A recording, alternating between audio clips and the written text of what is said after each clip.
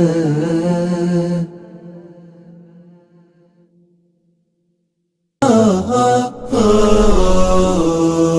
زلت في دفاتري قصيدة،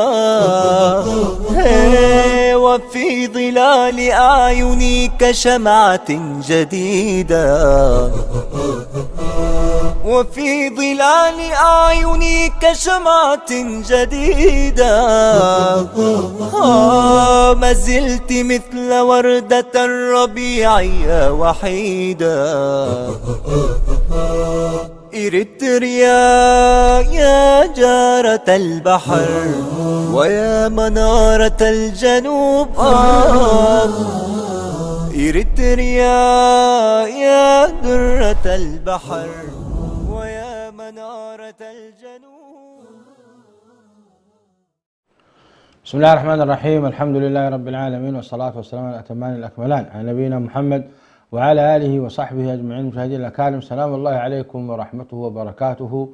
أهلا وسهلا ومرحبا بكم في حلقة جديدة من برنامجكم قضايا إريتريا. لا يخفى على شريف علمكم أن الإسلام يبنى من خلال بناء الأسر، والأسر تبنى من خلال شريعة الله السمحة التي سمحت بالتزاوج بين الذكور والإناث. والله سبحانه وتعالى يقول في كتابه العزيز: ومن آياته أن خلق لكم من أنفسكم أزواجا لتسكنوا إليها وجعل بينكم مودة ورحمة.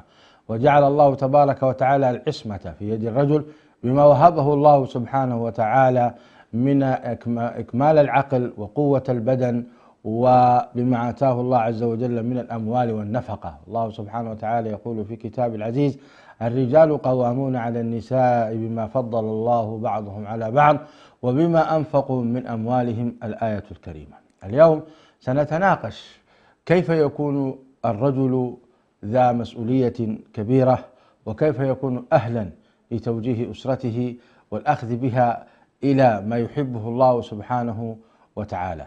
باسمكم جميعا أرحب بضيفي الكريم الدكتور حسن سلمان، الباحث في القرن الأفريقي والداعية المعروف والذي له جهود في توجيه الشعب الإريتري. هذه القضية مهمة مشاهدينا الأكارم، حينما يكون الزوج على مسؤولية كبيرة واهتمام، ويكون قد تربى تربية إسلامية ناجحة، بلا شك سيكون له أثر في توجيه أسرته أيضا من زوجته وأبنائه وكذلك من جيرانه. وهكذا إذا تربت الأسرة المسلمة تربية إسلامية صحيحة فإنها تؤثر على بقية الأسر المجاورة لها وينتشر الخير. هكذا تبنى المجتمعات. فإذا فسدت الأسرة فسد المجتمع، وإذا صلحت الأسرة صلح المجتمع. من هنا كان لابد لنا من التركيز على قضية توجيه الزوج والزوجة معا أيضا. إن كانت الحلقة اليوم عن الزوجة، عفوا، أن تحدثنا عن الزوج سابقا، واليوم سنتحدث عن الزوجة. وكلا هي نفسها الآية التي في قوله تبارك وتعالى: الرجال قوامون على النساء بما فضل الله بعضهم على بعض وبما أنفقوا من أموالهم فالصالحات قانتات حافظات للغيب بما حفظ الله واللاتي تخافون نشوزهن فعظوهن واهجروهن في المضاجع واضربوهن فإن أطعنكم فلا تبغوا عليهن سبيلا. فالزوج قد تحدثنا عنه بالتفصيل في الحلقة الماضية، واليوم سنتحدث عن الزوجة بالتفصيل إن شاء الله في بيان حقوقها وما يجب عليها من أمور. هكذا تكون وتبنى الأسرة ما بين الزوجين. باسمكم جميعا نرحب بالشيخ، فأهلا وسهلا شيخنا الكريم. في البداية غفلت فظننت أن الكلام عن الزوج، فإذا به الكلام عن الزوجة وكيفية تربيتها وتوجيهها. وعلى كل حال الأسر تبنى ما بين الزوج والزوجة، وكل منهما لديه من الأهمية ما لديه ومن الواجبات والمسؤوليات. فمدخل على شريعة الله سبحانه وتعالى في إباحة الزواج: ومن آياته أن خلق لكم من أنفسكم أزواجا لتسكنوا إليها. مدخل في هذا دكتور حسن. الحمد لله رب العالمين، والصلاة والسلام على رسول الله الأمين وعلى آله وصحبه أجمعين. أما بعد، أول ملاحظة شكلية. طبعا القرآن الكريم وكذلك العربية تطلق الزوج على الاثنين معا. نعم. فالزوج الرجل يطلق عليه زوج، والأنثى أيضا يطلق عليها زوج، لكن طبعا صارت الآن العرف جاري على أن الزوجة أو الأنثى صار تؤنث، لكن كلغة عربية طبعا ما صحيحة. فحالة الزوج هي حالة إطلاق للطرفين. ويا آدم اسكن أنت وزوجك الجنة. أيوة، اسكن أنت وزوجك الجنة، أحسنت. فالمرأة زوج الرجل، والرجل زوج المرأة من التزاوج، والتزاوج فيه تشابه. ولذلك الله تبارك وتعالى لما قال ومن آياته أن خلق لكم من أنفسكم أزواجا، إشارة إلى هذا التشابه وهذه الزوجية، وهذه سبحان الله واحدة من خصائص الخلق. الخلق كله مبني على قانون الزوجية، والله تبارك وتعالى قانونه التوحيد. هذه واحدة من أصول العقائد. ومن كل شيء خلقنا زوجين لعلكم تذكرون. كل الخلق. نعم. الخلق واحدة من خصائص الخلق يقوم على الزوجية. حتى عالم الأشياء يقوم على الموجب والسالب والموجب، يعني قضية الإلكترونيات وكذا. فهذه الزوجية سبحانه تفرد بالوحدانية. تفرد بالوحدانية، لا شبيه له، لا نظير له، لا مثيل له جل جلاله. وموضوع الزواج أو ما نسميه نحن الآن بالنكاح وارتباط الرجل بالمرأة، هذا طبعا أول شيء نشير إلى أنه جاء متوافقا مع الفطرة التي فطر الله تبارك وتعالى الناس عليها. فالله لما ركب البنية في هذا الإنسان بشقيه الرجل والمرأة، جعل الرجل يميل للمرأة والمرأة تميل إلى هذا الوضع الطبيعي. طبعا الحالة الشاذة والعياذ بالله التي يراد لنا الآن أن نجعلها حالة طبيعية هي حالة ميل الرجل للرجل وميل المرأة للمرأة. هذا طبعا شذوذ وليس حالة طبيعية. جعل الله تبارك وتعالى موضوع ارتباط الطرفين حكمة مهمة جدا، الأصل فيها استمرار النسل البشري. الحكمة من هذا الموضوع استمرار النسل البشري، بمعنى يعني جعل الله تبارك وتعالى فكرة التوالد واستمرار بني آدم والبقاء على وجه الأرض والاستخلاف في الأرض للقيام بالمهمة العظيمة جدا، وهي إني جاعل في الأرض خليفة. من اللحظة الأولى لا يمكن أن يتحقق ذلك إلا بالتوالد، والتوالد لا يمكن أن يكون إلا بهذا النوع من الارتباط الذي يكون بصورة شرعية بين الرجال وبين النساء. وفي ذلك أيضا مقصد آخر وهو من مقاصد عظيمة جدا، وهو مقصد حفظ الفروج، والذين هم لفروجهم حافظون. وهذا مقصد عظيم جدا من المقاصد الشرعية، وهو يمكن العلة كما يقال المنضبطة في موضوع التحريم، تحريم الزنا مثلا، العلة المنضبطة فيه هي قضية حفظ الفروج أكثر من قضية النسل يعني. وبالتالي هذا من الناحية الشرعية إنه موافقة للفطرة، فيه انسجام مع أو فيه رعاية لاستمرار الحالة البشرية وقيام الزوج والزوجة بالاستخلاف في الأرض.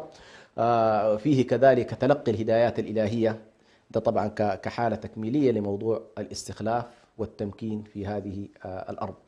أما قوله تبارك وتعالى ومن آياته أن خلق لكم من أنفسكم أزواجا، فهي إشارة هي الآن هنا عامة للطرفين، يعني تقرأ المرأة ذلك ويشير إليها بأن الله قد خلق لها من جنسها، أي من نفس العنصر البشري، ويقرأ الرجل أيضا نفس الآية ويشار إليه بأن خلق له من جنسه. فهذا التجانس ما بين الرجل والمرأة من جنس واحد وهو بني آدم أو العنصر البشري من آيات الله تبارك وتعالى التي يمتن بها على الخلق ويمتن بها على البشرية. بمعنى كأنما يراد أن يقول لك والله لم نأتي لك بجنية، أنت بشر، جئناك ببشر مثلك تليق بك وتتناسب معك. أنت من طين وتراب وماء وكذا، أتينا لك من نفس أنت ميولك ومشاعرك وكذا تنجذب إليها وهي أيضا تنجذب إليك. نعم. فليس هنالك تنافر ما بين. فعلى كل الله تبارك وتعالى يمتن في هذه الآية على خلقه جميعا رجالا ونساء، أن خلق لهم من بعضهم البعض. ولم تكن حيوان أيضا، لم تكن حيوان ولم تكن نعم، فجعلها الله تبارك وتعالى نعم صحيح، ولم تكن ملائكة على كل هي من نفس الجنس يعني. ما معنى السكن يا شيخ حسن؟ ومتى يكتمل؟ نعم، السكن هنا طبعا إشارة إلى مفهوم قلبي أكثر منه مفهوم جسماني. لاحظ لما يقول الله لتسكنوا إليها، فرق أن يقول لك لتسكن عندها وأن يقول لك لتسكن إليها. تسكن عندها تجي بجسمك، ترمي نفسك في الحوش يعني زي ما أقول. تسكن إليها. السكن هنا مفهوم قلبي، معنوي، مفهوم معنوي.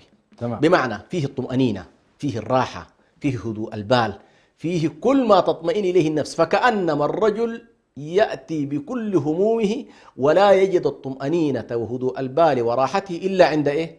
عند زوجه، عند زوجه عندما يأتي إلى البيت. فليست يعني الحالة هنا ليست حالة جسمانية.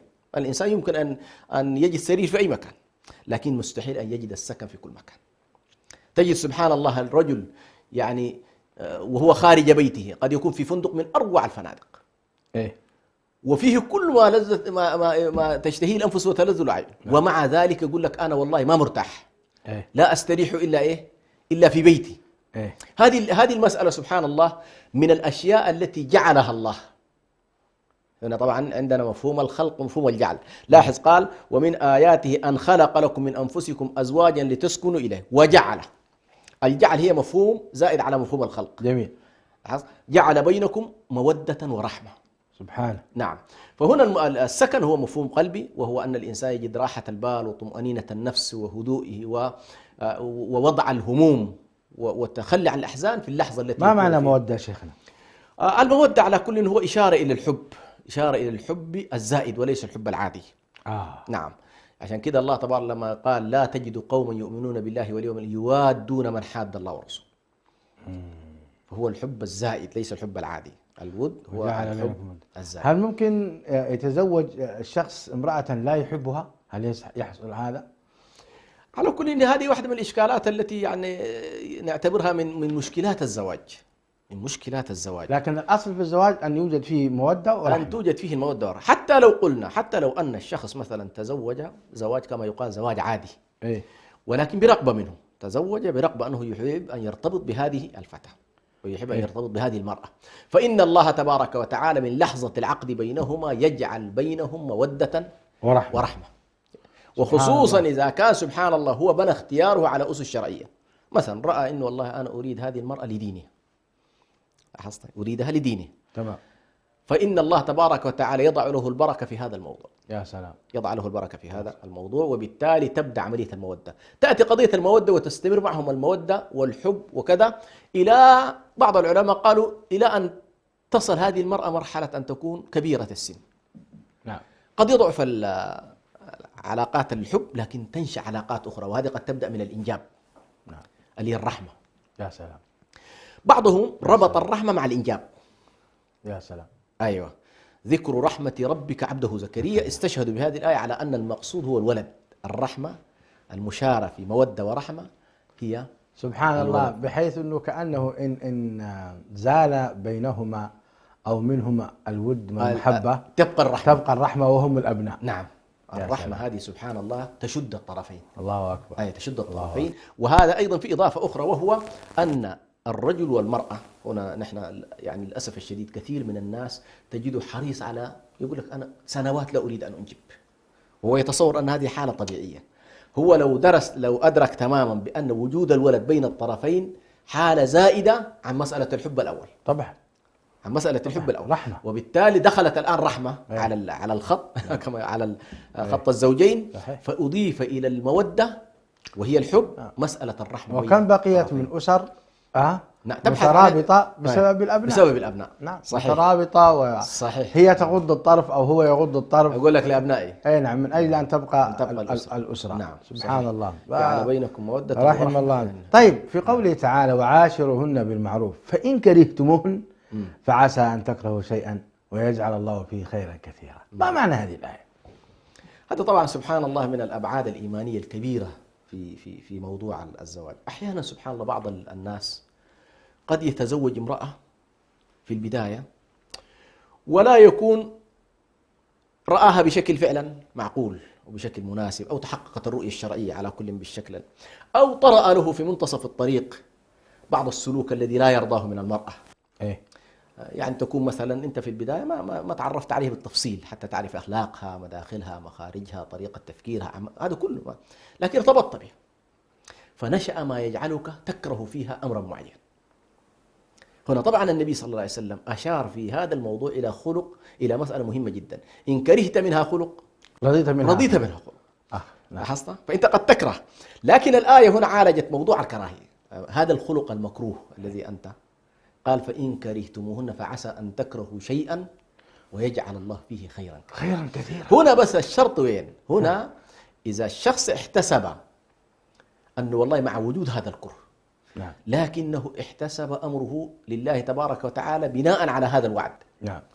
فإن الله تبارك وتعالى قد يجعل في هذه الكراهية الحاصلة بين الزوجين في عالم الأبناء مثلا ما يكون تعويض كامل لكل النقطة التي كان يتحسس منها، وبعد فترة يشعر بأنه والله فعلا كانت لو أنه فارقها لكان الأمر سيئا. جميل. شيخ حسن، من خلال بحوثك وقراءتك في هذا الباب،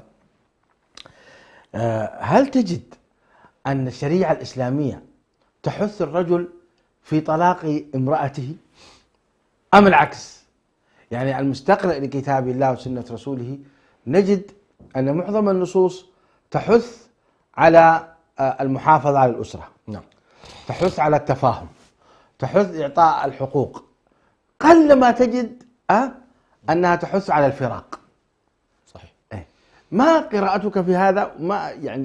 ما الذي توصلت إليه من خلال بحوثك وقراءتك في هذا الجانب؟ نعم. يعني الآن ربنا عز وجل يقول فإن كرهتموهن، ما قال طلقوهن، وإنما قال فعسى أن تكرهوا شيئا ويجعل الله فيه خيرا كثيرا، معناته هو الصبر. نعم. اصبروا عليهن يعني. صحيح. من هذا الباب. وهنا طبعا سبحان الله يحضرنا، فنريد بحثك في هذا الموضوع. أحسنت. رأيك. على كل إن هذا الموضوع طبعا كما تفضلت النصوص كلها كتابا وسنة تذهب في اتجاه الاستقرار وبناء بيت الزوجية على أساس الاستقرار وليس على أساس التفريق ولا على أساس التفتيت، لأن هذا الموضوع له علاقة ليس بالعلاقة بين الزوجين فقط. أحيانا قد يكون الزوجين ليس بينهم أبناء والأمر سهل، لكن أنت عندما يدخل المكون الثالث وهو وجود الأبناء بين الطرفين، فإن هذا الموضوع له علاقة كبيرة جدا في تربية الأبناء، في صلاحهم، في استقامتهم، في وضعهم النفسي المستقر. فعلى كل هذه لها يعني كثير من الأشياء اللي فعلا تراعيها الشريعة، ولذلك جعلت موضوع الطلاق هو آخر ما يمكن أن يلجأ إليه عند تعذر خلاص المعالجات وتعذر استمرار الحياة بشكل صحيح، وربما بدل أن يتحول هذين الزوجين إلى عنصر بناء داخل الأسرة يتحولوا هم إلى عنصر هدم حتى للأبناء. فهنا يمكن أن يقول لك والله خلاص قرار عندك بعد كده، لكن حتى هو لا يحثك على موضوع الطلاق، ولكنه لا يحرمه عليك. أيوة، لا يحرمه يبقى عليك. قرارك أنت يعني ليس. أنا هذه الجزئية بالذات لو تعلق عليها شيخ حسن. الشريعة لا تحث على الطلاق قط أبدا، وإنما تجعل القرار بيدك. هذا كلام جميل. نعم. علق عليه. قضية أن يعني شوف سبحان الله، لما يكون الآمر هو الشارع فيها طبعا إما أجر الوجوب وإما أجر المستحب. نعم. يعني أمر محبوب لله تبارك وتعالى، هذا لما يقول لك والله افعل كذا هو أمر محبوب لله تبارك وتعالى، والأصل فيه إما الوجوب وإما الاستحباب على حسب الحال. لكن لما يقول لك والله هذا الأمر مباح ليس واجبا وليس مستحبا، نعم، فيترك لك أنت ولست مثابا عليه. يعني لا أحد يثاب على طلاقه، لا أحد يثاب على الطلاق. يعني قد تثاب على الصبر، قد تثاب على الاستمرار، قد تثاب على، لكن لا تثاب على الطلاق. لا تثاب على الطلاق. يا للعجب. وبالتالي هو قرارك أنت وليس من مأمورات الله تبارك وتعالى أو مما أمر الله إلا والعياذ بالله إذا كانت كافرة مرتدة، هذا شيء آخر، دي قضية طبعا قضية أخرى. لكن نعم. أخت لك، الأخت أيوة. لا تزال في الإسلام، في حظيرة الإسلام، فالقرار لك يعني. القرار لك. طيب، في قوله تعالى الذين يؤلون من نسائهم تربص 4 أشهر فإن فاءوا فإن الله غفور رحيم وإن عزموا الطلاق فإن الله سميع عليم. نعم. ختام الآية بقوله سبحانه سميع عليم، ما تعليقكم؟ الله يبارك. طبعا هنا سبحان الله آيات الطلاق في سورة البقرة كلها لا بد أن أقول للذين يعني يتدبرون في مواضيع الطلاق أن ينظروا إلى الخواتيم. تجد تجد سميع عليم، تجد إن الله مع المتقين، أو يعني إشارة إلى تقوى، إشارة إلى السمع، إشارة إلى كذا. فهنا لما كان الأمر أمر فراق، محطة الفراق محطة خصومات ومحطة مظالم ومحطة تجاوز على بعض ومحطة كما يقال إحراق المراكب. هذا اللي يحصل إذا ما اتقى الله تبارك إذا ما اتقى الزوجان الله تبارك وتعالى في لحظة الفراق وما علموا أن الله سميع بأقوالهم عليم بما في قلوبهم ونواياهم، فإن الأمر يكون يعني خرابا. ولذلك الله تبارك وتعالى يقول للزوجين: أنا أرى وأسمع، إنني معكما أسمع وأرى، سميع عليم. فكن يا رجل حذرا. فكن يا رجل حذر، يعني أنت قد تتصور بأنك في موطن قوة وتظلمها، وهي أيضا قد تتصور بأن الرجل في لحظة فراق فتحاول أن تعتدي عليه أو تتجاوز فيه الحدود. هنا الله تبارك وتعالى يحث الطرفين على أن والله موضوع الطلاق يجب أن يكون أيضا بنفس الطريقة. يعني مثلا لما قال الله تبارك: فإمساك بمعروف أو تسريح بإحسان. فآيات أخرى طبعا تشير إلى قضية التسريح بالمعروف، لكن هنا بالذات في هذه الآية ليش والله ربنا سبحانه وتعالى قال إمساك بمعروف؟ لحظة الحياة الطبيعية عيشوها بالمعروف ولا تنسوا المعروف بين، لكن لما تكلم عن الفراق جعله بالإحسان، فكأنما يقول لك والله الحالة التي عشت معها فيها بالمعروف إذا أردت أن تفارقها فكن أفضل مما كنت فيها. يا سلام. يعني يجب أن تفارقها في أحسن الأحوال، ولا تحاول أن تسيء إليها، ولا تحاول أن تشوه مثلا سمعتها، ولا تظلمها في حقوقها. هذا كله يدخل معنا في هذا الموضوع. طيب شيخ حسن، الكلام هو الآن عن تربية الزوجة وتوجيهها وإرشادها. الشريعة الإسلامية أتت بنصوص كثيرة توجه المرأة الإسلامية. لو تكلمنا مثلا عن الحقوق التي لها بادئ ذي بدء، دعنا يعني النبي عليه الصلاة والسلام في آخر محفل وفي آخر اجتماع ومؤتمر كبير يوصي البشرية كلها بالنساء، فيقول: استوصوا بالنساء خيرا فإنكم أخذتموهن بأمانة الله واستحللتم فروجهن بكلمة الله، فاستوصوا بالنساء خيرا ولكم عليهن ألا يعطئن فرشكم أحدا تكرهونه، أو كما قال عليه الصلاة والسلام: هذه الخطبة طار بها الركب. فلو تحدثنا عن الحقوق التي لها المرأة قبل أن نتحدث الحقوق التي عليها، فماذا نقول شيخ حسن؟ طيب، موضوع الحقوق الزوجية ابتداء دعنا نقول الحق الأول حقها في الاختيار بمن يتزوج، هذا حق طبيعي بالنسبة لها. يا سلام. فمن حقها أن تقول والله فلان لا أريده. يا سلام. فلا يجبرها أحد على أن تتزوج بما لا تريد، هذا أول حق. جميل. يعني من اللحظة الأولى ثبت لها الشارع حق الاختيار. هل يجوز للرجل أن يغصبها لأبيها لولي أمرها أن يغصبها على أحد؟ الصحيح أنه لا أحد يجبر المرأة على، خاصة إذا كانت كاملة، وإذا كان طبعا في بعض الفقهاء تكلم عن القاصرة، لكن دعنا نتكلم الآن عن امرأة راشدة. يعني امرأة بالغة. نعم. لا أحد يستطيع أن يجبرها، لا أب ولا أخ ولا قبيلة، على أنها تتزوج بفلان الذي لا تريده. طيب كيف يتهمون الإسلام بأنه يظلم المرأة وقد أعطاها أعظم هذا الإشكال الكبير. يعني للأسف الشديد كثير ممن يتكلمون عن الإسلام يجهلون أحكامه. يعني مثلا تلك الصحابية التي أجبرها والدها على ابن أخيه، ذهبت إلى النبي صلى الله عليه وسلم: يا رسول الله أبي يريد أن يتزوجني من فلان. نعم. يسد بي خسيسته. نعم. يعني زي ما نقول إحنا غطي شنو؟ غطي إناءنا. فالنبي صلى الله عليه وسلم قال لا، قال هذا العقد فسخ عقده، فسخ العقد. قالت: يا رسول الله أردت أن أعلم الناس أنه ليس لهم الحق في الجبل، لكن أنا الآن راضية. شوفوا الصحابيات رضوان الله عليهم، يعني هي فقط تريد أن تعرف أبيها، وبعد تصور لو أنها سكتت ومر هذا الموضوع كان إشكال كبير. فهذه من حكمة الله تبارك وتعالى، هذه المرأة الفاهمة لدين الله ومدركة أن هذا الإسلام جاءها ليحررها من كل أشكال السطوة عليها. فالأب ما هو اللي حيعيش مع الزوج، هي اللي حتعيش مع الزوج. فإذا كان ما رضيت من الوهلة الأولى، وبعدين هذا أمر قلوب للعلم، يعني هذا أمر بتاعت قلوب. أنت ما تعرف هذه البنت ليش قاعد ترفض.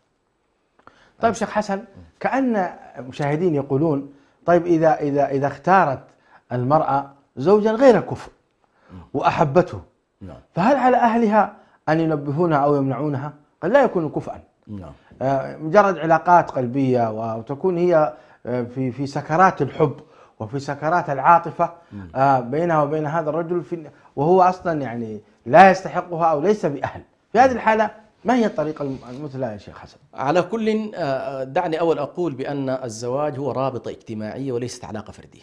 هذه لابد البنات ينتبهوا لها والأسر تنتبه إليها. يعني هو أنا أقول القرآن سماه ميثاق، قالوا أخذنا منكم ميثاقا غليظا. نعم. للأسف الشديد نحن تصورنا للزواج حالة كده شخصية وحالة خاصة. لا، هو حالة خاصة. ليش والله الإسلام مثلا يحرص على الولي؟ ليش؟ لأنه حالة اجتماعية. يعني أنت داخل على أسرة، ما داخل على بنت. أنت داخل على أب، داخل على أم، داخل على أخوال، داخل على إخوان. للأسف الشديد طبعا نتيجة الثقافة الغربية الغالبة التي تجعل العلاقات كلها أو النظام الرأسمالي كله قائم على فلسفة الفردانية، أنهوا الحالة الاجتماعية. الإسلام ما يقوم على ذلك. الإسلام في فلسفته كلها يقوم على حالة اجتماعية. فالإسلام بالبداية يقول للبنت: يا بنت، هذا مشروع الزواج ليس مشروعك وحدك. هذا الأب إذا ما أشرك معك في التفاهم لن يتحمل معك المسؤولية. صحيح. بمعنى لا قدر الله بعد أن ترتبط هذه البنت ما عجب الراجل أو طلع الراجل أسفت مما يكون أو وين ستعود؟ فتعود إلى بيت الأب. نعم. طيب هذا الأب ليش والله يضحي وأنت تتخذي القرارات لحالك وهو مسكين رباك وطلع الفترة دي كلها يحميك ويرعاك، ثم إذا طلقت ستعودين إليه، سيظل يتحملك أيضا مرة أخرى، ثم تستكثرين عليه أن يكون شريكا في في القرار. هذه الإشكالية الكبيرة جدا نتيجة الفهم الخاطئ لفهم الحياة الزوجية. فنحن نقول للأخوات: ليست القضية قضية تسلط أو سطو، لا، هي مؤسسة الزواج يجب أن نفهمها أنها مؤسسة اجتماعية، هي حقها في الاختيار أن تقول لا. صحيح. والأب أيضا عنده حالة واحدة فقط هي اللي ذكرتها: إذا رأى أن هذا الشخص غير كفؤ، ليش أداه الشارع هذا الحق في أن يقول لا؟ خبرته. صحيح. ثم عقلانيته في اللحظة هذه وما يتعامل بالعاطفة. هي صحيح ستكون متعاملة بالعاطفة وتكون زي ما يقولوا في سكرة الحب، سكرة التعلق. الأب لا يكون بهذا الشكل. فهنا نقول للبنات: أنت والله اللحظة، وهذا أنا طبعا كنت، ومن هنا أحيي بناتي، كنت دائما أقول لبناتي: لا تسلموا القلب إلا مرة واحدة، وهذه المرة الواحدة لا تسلم إلا بعد الموافقة. كده أقول: لا تسلموا قلبكم. هل في أحد يملك قلبه يا شيخ حسن؟ على كل، يعني المرأة بالذات لو قررت ألا تعطي القلب تستطيع. كيف يا شيخ حسن؟ تستطيع.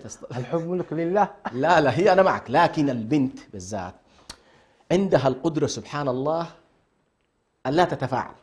ولذلك الله سبحانه وتعالى لما قال: الزانية والزاني، وقال هناك في السارق قال: السارق والسارقة. ليش في السرقة قدم الرجل وليش في الزنا قدم المرأة؟ لأن المرأة هي صاحبة القرار في التفاعل. يعني إذا قررت ما تتفاعل معك لا تتفاعل. نعوذ بالله. تماما. وتستطيع أن تقاوم إلى أبعد مدى لو قررت ذلك. ولذلك الإشارة، يقال الإشارة تأتي من المرأة. يعني الرجل كده، يعني الرجل لا يمكن أن يقترب من امرأة شاعر بأنها غير متقبلة مهما حاول. ولذلك هذه المسألة لا بد أن ننتبه إليها. فنحن نقول: من حقها أن تحب، من حقها كذا، لكن عليها أن تنتبه بأن موضوع قرار الزواج عليها أولا أن تطلع لأي سبب من الأسباب، تطلع والدها وتجعله شريك من البداية. أولي أمرها من البداية تجعله شريك. صحيح. فمثلا لا، أنا كنت أقول مثلا، أقول والله أي بنت ترقب في شخص تريد أن تتزوجه مباشرة تعرض على الوالد وتستشيره قبل أن تذهب في أي. صحيح. هذا سبحان الله يقيها شرور التجاوزات، يقيها شرور العقوق للوالدين، يقيها شرور أنها تتجاوز الأبعاد الاجتماعية اللي يراعيها الوالد، تراعيها الأسرة، هذه كلها. وبالتالي يعني نحن في نهاية المطاف لا نشجع عموما على انه والله لا الوالد والاسره يفرضوا على البنت ما لا تريد، ولا ايضا البنت تفرض على اسرتها ما لا يريدون. طبعا الاسر شيخنا بالذات حتى احنا كشعب اريتري ما في امراه الحمد لله تتزوج من غير ان تعود الى اهلها ولله الحمد والمنه. لكن مع انتشار الشعب الاريتري وسفره الى مناطق بعيده تشرب بافكار المكان الذي مثلا نزل اليه، فتكون هناك بعض الأخوات ربما تتخذ قرارها بنفسها حتى لو كان هناك اعتراض من أبويها تتجد. ولكن غالب الظن مثل هذه الزيجات لا تكون حقيقة، لا تستمر. صح. في المقابل هناك أيضا من أولياء الأمور وإن كان هذا قليل من أولياء الأمور من يقف حجر عثرة أمام موليته ويمنعها من الكفء لأسباب كثيرة، لكن المنع وارد. صح. نصيحتكم لهؤلاء حتى تكتمل الفكرة. أول سبحان الله، شوف هذه الشريعة كاملة، يعني ما تركت ثقرة من الثقرات حتى نقول والله نحن الآن نؤلف فيها. يعني مثلا تصورت الشريعة بأن هذا الولي قد يكون متسلطا فيمارس العضل على البنت. نعم. في الفقه الإسلام في شيء اسمه العضل. إيش العضل؟ إنه والله يمنعها ممن هو كفء لها. فإذا ثبت أن هذا الوالد يمارس على بنته هذه الممارسة من حقها ابتداء أن تنتقل بقضيتها إلى الأسرة وتعرض مشكلتها على الأسرة كأسرة. إيه؟ إذا شعرت بأن الأسرة ما حلت هذا الموضوع تنتقل به إلى القضاء. بس أهم شيء يكون فعلا في يعني مثلا رد الأول، رد الثاني، رد إيش هذه المشكلة، وثم يثبت بعد ذلك أنه والله له مصلحة في هذا المنع والعياذ بالله. للأسف الشديد صعب بعض جدا يا الناس شيخ حسن أن تذهب البنت إلى المحكمة تشتكي أباها. نعم، هي من صحيح الصعوبة صحيح. بمكان أو تشتكي ولي أمرها. نعم. ولكن هي نصيحة عامة يا شيخ توجهها لأولياء الأمور. أولياء الأمور حسن. لا بس أنا هنا من باب الأحكام ننبه إلى أن هي يجوز لها على كل أن تنتقل إلى صحيح. إلى الذي بعده. صحيح. إذا شعرت أنه والدها صحيح. معاكس مثلا، إما انتقلت إلى العم وإما انتقلت إلى الإخوان، بحيث يرفع عنها إيه؟ يرفع عنها هذا الظلم. نعم. يبقى الرجال بعد يحلوا قضيتهم طبعا عندهم من طيب. المجال. لكن نحن في نفس الوقت كما تفضلت يعني ننبه الآباء ألا يمارسوا على بناتهم وعلى أبنائهم هذا النوع من الوصايا المضرة التي تؤدي إلى اختلالات. مشاهدينا الأكارم، فاصل ونعود إليكم. كنا لا يزال الحديث عن حقوق الزوجة على زوجها، وأول حق لأنها لا حق أن تختار زوجها وأن ترتضيه، ولا أحد يجبرها على زوجها على زوج من الأزواج مهما كانت مكانته. فهذه شريعتنا السمحة تعطيها الحرية الكاملة في اختيار الزوج. فاصل ونعود إليكم. إريتريا يا درة البحر ويا منارة الجنوب.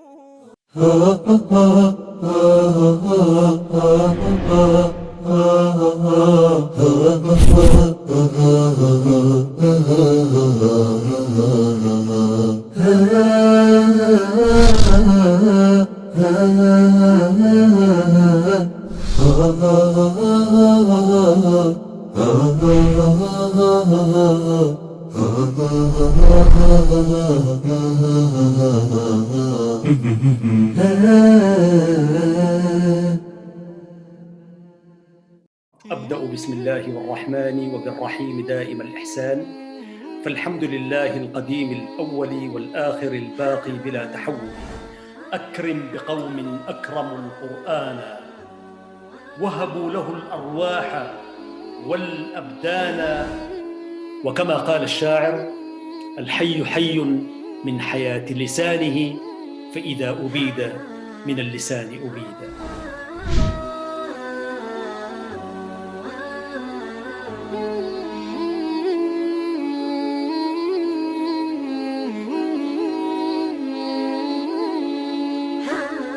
يعلم كما ورد في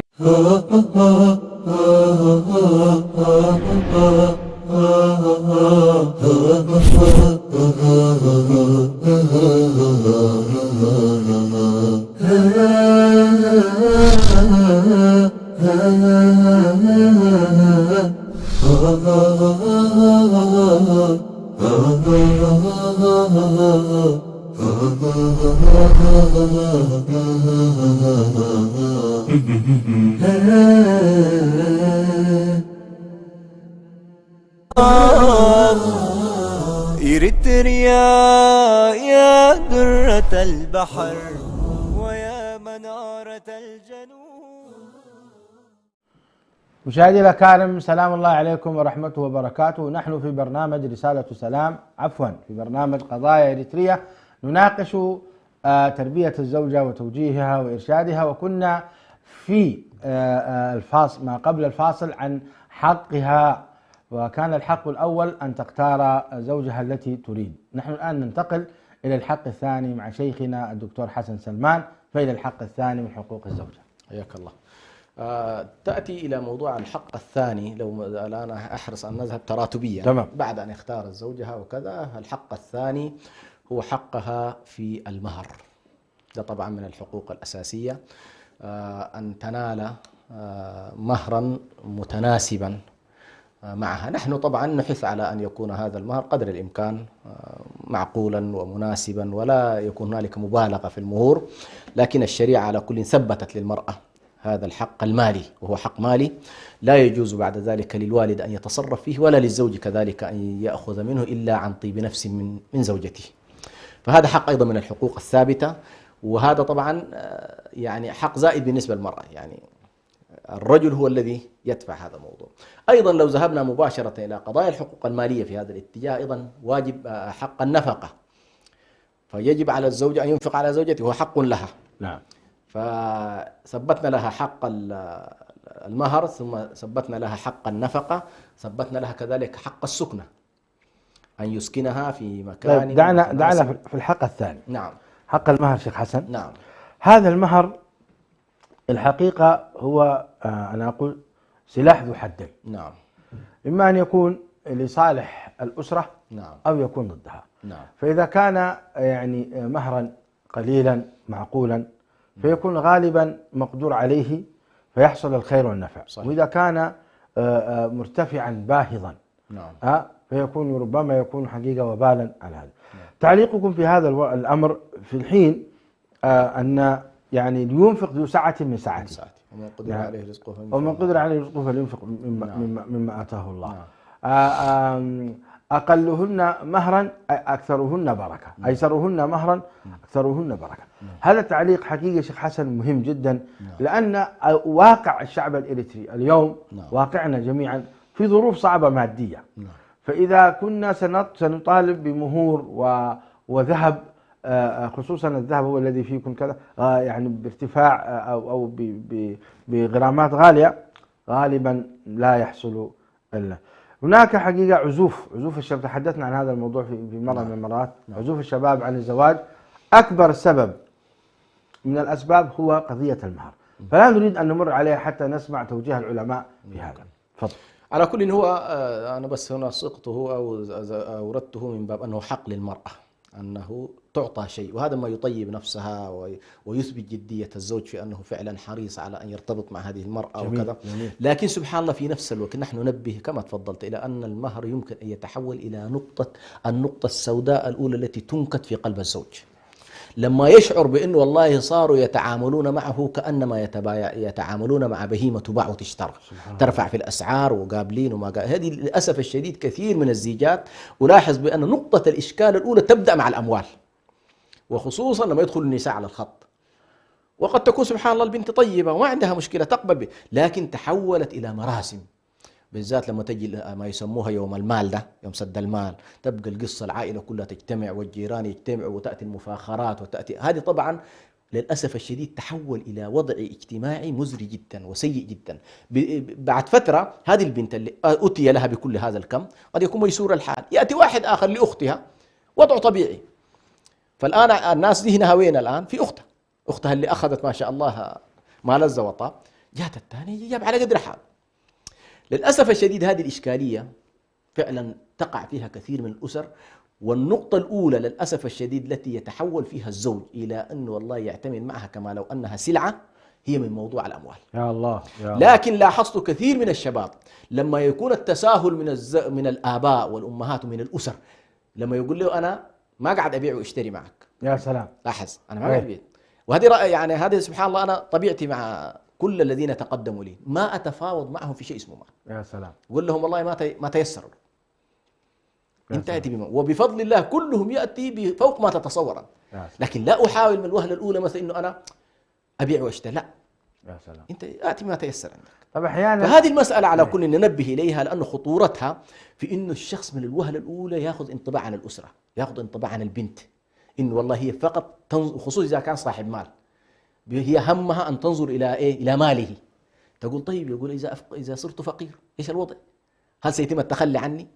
وهذه الصورة الذهنية للأسف الشديد ستصاحب البنت في مسيرتها. فعلينا أن لا نتعامل مع موضوع المهور وكأنما نحن همنا كله أن نحلب ونأخذ ما لدى هذا الشخص ثم نرميه في لا.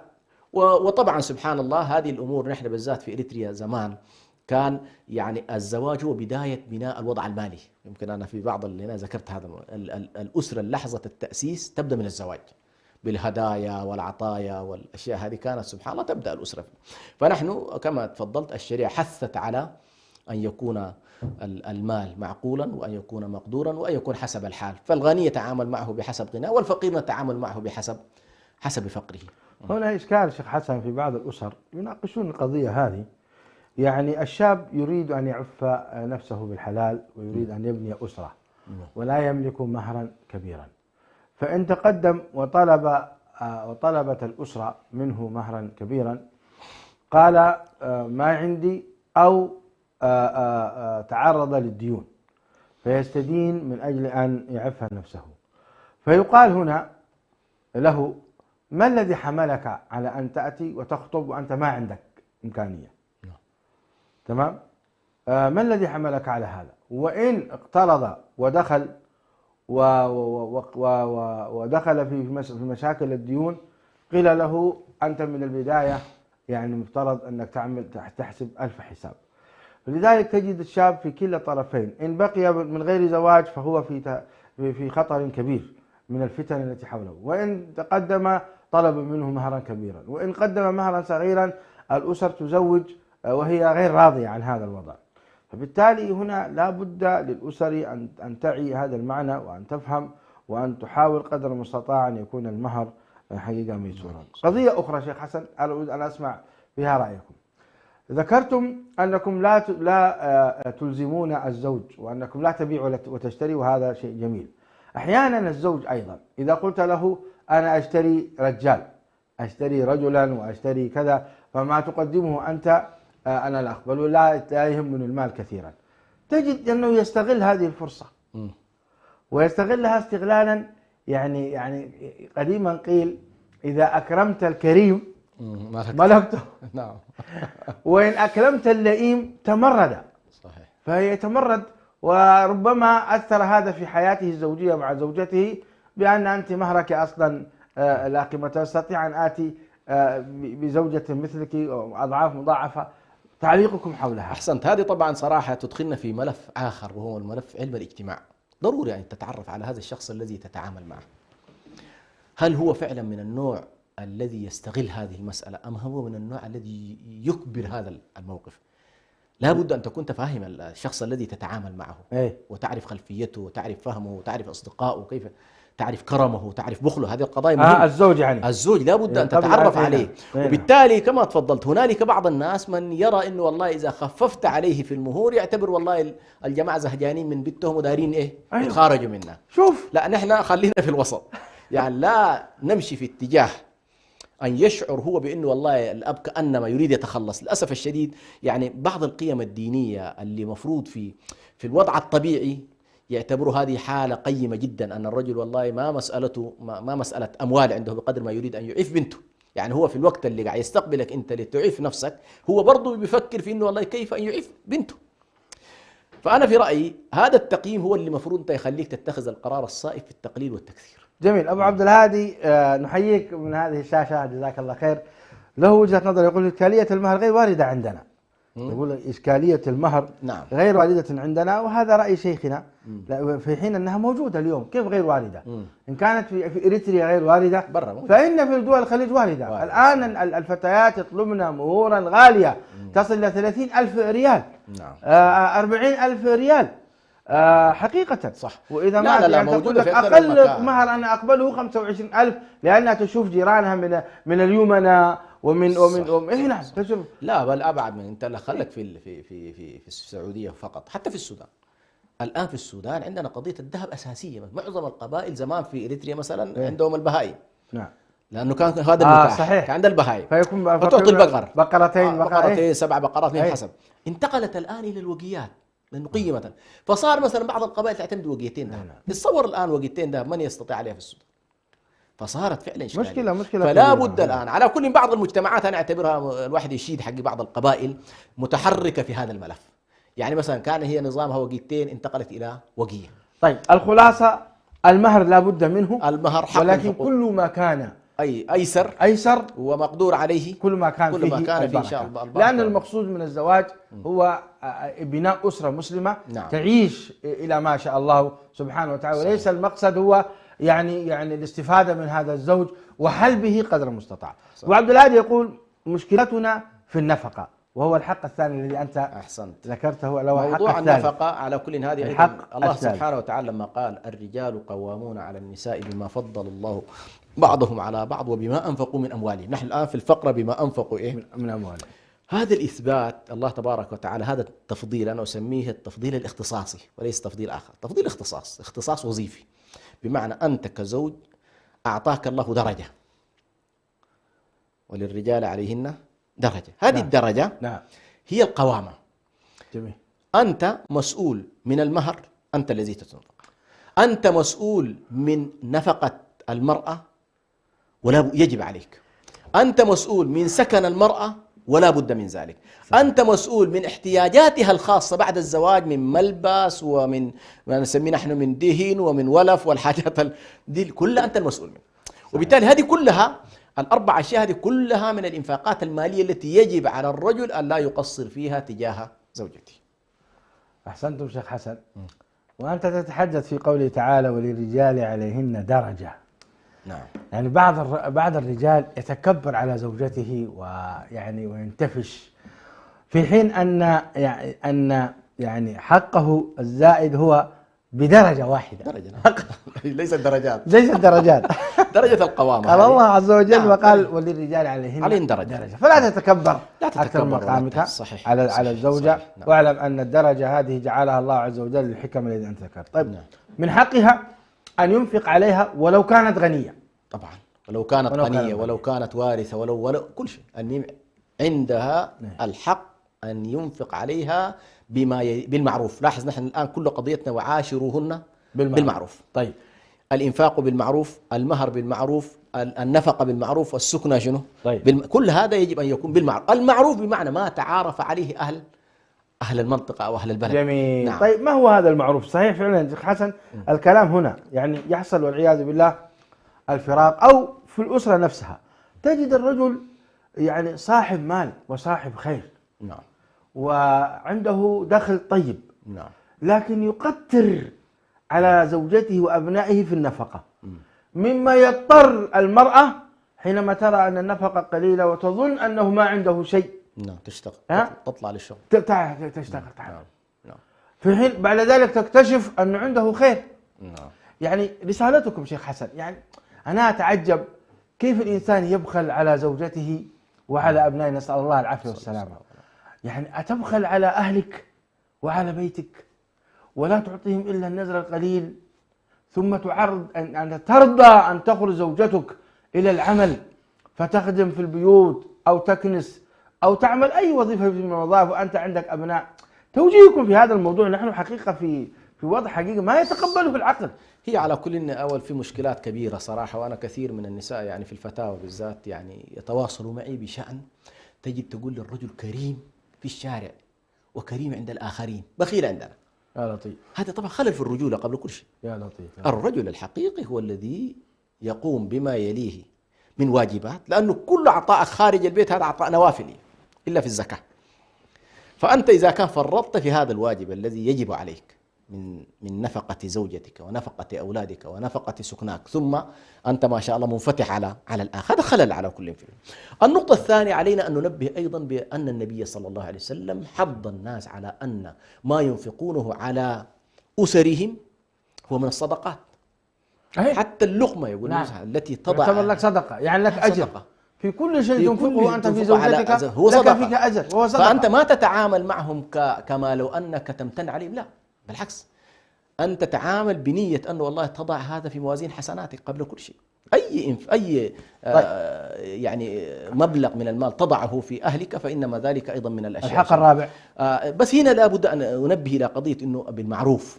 هنا بالمعروف لها علاقة بالمكان، ولها علاقة بالزمان، ولها علاقة بالأعراف المحلية، ولا علاقة بوضعية الرجل. صحيح. فمثلا التاجر الغني صحيح معروفه ليس كمعروف الفقير. صحيح. ولا المرأة أيضا تطلب من الشخص اللي هو وضع متوسط تطالبه بأنه الله جارنا الفلاني المليونير هذا، لا. وليس النفقة أيضا في قرية بعيدة كالنفقة في المدينة. وليست النفقة في المدينة كالنفقة في دول أوروبا وكذا، لا بد أن يكون في توازن. فهذا المعروف نعم. بمعنى حسب وضعك أنت، الوضع المالي، حسب المكان الذي تعيش فيه، صحيح. حسب البيئة، حسب الأعراف، صحيح. يعني أنت إذا كان والله مزارع والمزارعين في هذه المنطقة يتعاملون بالعرف الفلاني، أنت التزم بهذا العرف بس. الحق الرابع. طيب الحق الرابع هو موضوع المتعة والإعفاف. خلاص الحمد لله أكلنا وشربنا وأنفقنا كل شيء. هنا حق الفراش. حق الفراش. الحق الخامس. هذا من الحقوق العظيمة جدا أن الزوجين لهما الحق. صحيح. انتهى الوقت، أنا بس أريد أن أسد الحقوق. نعم. من الحقوق أيضا تعليمها أمور دينها، من حقها عليك أن تعلمها أمور الدين. نعم. من حقها كذلك عليك أن لا تمنعها من الخروج الذي يكون خروجا مشروعا كالذهاب إلى أهلها، هذا من حقها. أن تزور والديها، أن تزور أمها وأبوها، هذه من الحقوق أيضا الأساسية. أيضا أن لا يهجرها إذا حصل الهجر إلا في فراش الزوجية. هذا طبعا كثيرين يعني بيقعوا في إشكال في هذا الموضوع، أن لا تهجر المرأة إلا في فراش، حتى في لحظة الغضب. الشريعة تلزمك بأنه لا تكون موجود في السرير. سبحان الله. يعني ما تحاول تفارقها. أنا زعلان منها. طيب زعلان منها تكون معاها قبل كده، لكن ما تفارق السرير. هذه سبحان الله، يعني الشريعة تريد أن تجعل الزوج والزوجة متقاربين. صحيح. طيب المرأة اللي تغضب من زوجها وتأخذ عفشها وتمشي، لا دي حكمها شنو؟ إشكالية كبيرة هذه، طبعا واحدة من الاختلالات الكبيرة. مشاهدينا الأكارم، الوقت انتهى، والكنترول يتصلون بي من فترة طويلة وهم يقولون انتهى الوقت، والحديث ماتع وما يعني كان الموضوع في تربية الزوجة، ولا زلنا في حقوقها، الحقوق التي عليها لم نتطرق إليها. ربما نستلف حلقة أخرى إن شاء الله، نستلف حلقة أخرى في الأسبوع القادم، ونكمل هذا الحديث الماتع مع الدكتور حسن سلمان في حقوق المرأة التي لها والتي عليها، وحتى نستطيع فعلا أن نخرج بتصور واضح. نسأل الله تعالى أن ينفعنا بما سمعنا، وأن يجعلنا من الذين يستمعون القول فيتبعون أحسنه، فإن هذه هي الفائدة المرجوة من مناقشة مثل هذه القضايا، حتى نصل لحل طيب ولبناء الأسر المسلمة. أتقدم إليكم بالشكر الجزيل، والشكر موصول لشيخنا الدكتور حسن سلمان. كذلك نشكر الإخوة في الكنترول والمشاهدين أيضا، جزاكم الله خيرا. الله تبارك وتعالى أعلم وأحكم. السلام عليكم ورحمة الله وبركاته. إريتريا يا جارة البحر ويا منارة الجنوب، إريتريا يا درة البحر ويا منارة الجنوب. من أجل